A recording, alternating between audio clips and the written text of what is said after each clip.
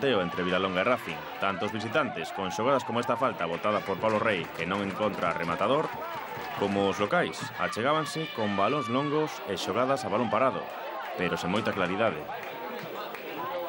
A calidade arriba do Racing foi sen dúbida o factor determinante do partido.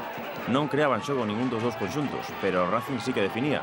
No Ecuador da primeira apretade, Porati consegue empurrar un balón que lle serve Marcos Suárez ao fondo das mallas. Moita ledicia e desafogo na afección e nos xogadores racinguistas. Volveron mollar os ferroláns antes do descanso. Este bo pase en longo a Pablo Rey, que bate a César con moita habilidade. Volveron celebrar como unha piña os xogadores do Racing. A baza dos locais estaba no xogo directo.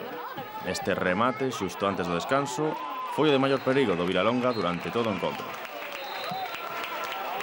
Acoitelaron os visitantes ao pouco da segunda metade, con esta xogada de Rafa, que recorta na área e define con moitísima claridade.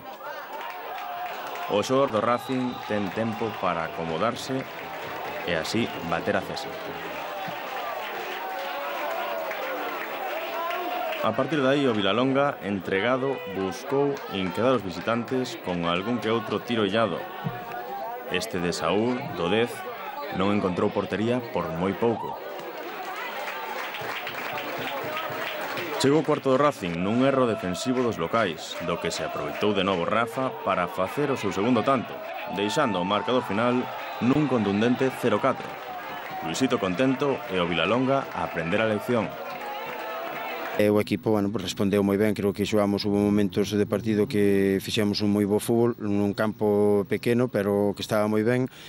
E a clave para min foi que defendimos moi ben. Para atacar ben tens que defender moi ben, e iso foi o que fixemos nós. No estuvimos a la altura, ninguno, creo que si nos ponemos a hacer un análisis individual, ninguno dio la talla ni el nivel que se esperaba de nosotros. Así que bueno, partido para olvidar, como te dije antes, y que nada, que sabemos que el domingo hay que hacer las cosas diferentes si queremos no pasar apuros.